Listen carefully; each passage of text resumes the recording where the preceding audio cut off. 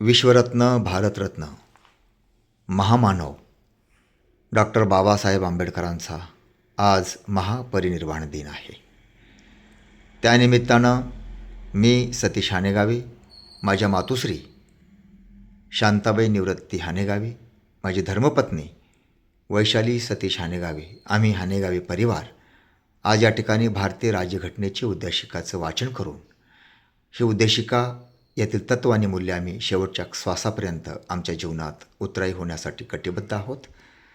राज्यघटना तयार करणे हा एक आधुनिक आणि वैज्ञानिक असा सामूहिक स्वरूपाचा प्रयोग होता. सर्व भारतीयांच्या आशा आकांक्षांना पल्लवित करणारा, सकारात्मक दूरदृष्टी असलेला, सर्वसमावेशक असा राज्यघटनेचा दस्तावेज तयार करण्यात आला होता. राज्यघटनेच्या प्रस्तावनेत भारताची जडणघडण एक सार्वभौम, समाजवादी, धर्मनिरपेक्ष लोकशाही प्रजासत्ताक म्हणून करण्याचा व भारताच्या नागरिकांना न्याय, स्वातंत्र्य, समता आणि बंधुत्व मिळवून देण्याचा लोकांचा संकल्प व्यक्त केला आहे. घटना समितीमधील 299 सदस्यापैकी 255 सदस्य हे 85% हिंदू होते. हे लक्षात घेतले तर ही कामगिरी अधिक लक्षणीय आहे. बहुसंख्याकांचे प्राबल्य असूनही घटना समितीने अल्पसंख्याक, शोषित व विरोधक यांच्या हिताचे रक्षण करण्यासाठी कटिबद्ध होण्यासाठी संकल्प केलेला होता. या उद्देशिकाचे वाचन. भारताचे संविधान. उद्देशिका.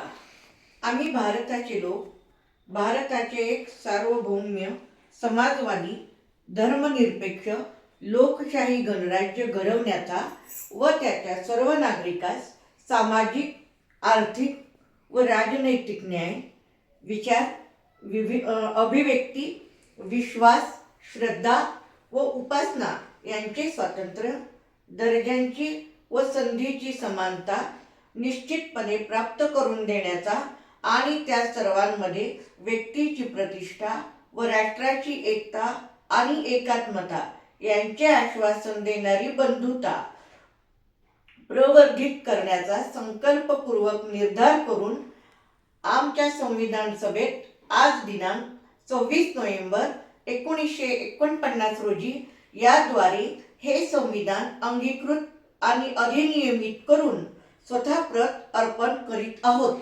आमच्या परिवाराच्या वतीनं महामानव डॉक्टर बाबासाहेब आंबेडकर या महामानवास पुष्प अर्पण करून या ठिकाणी विनम्र अभिवादन केलं चाललेलं आहे. समग्र भारतीयांचे मानवी जीवन बदलून टाकण्याचं महान कार्य ज्या डॉक्टर बाबासाहेब आंबेडकरांनी केलं, त्यांचं कार्य चंद्र सूर्य तारे असेपर्यंत या पृथ्वीतलावरती हे चिरायू आहे.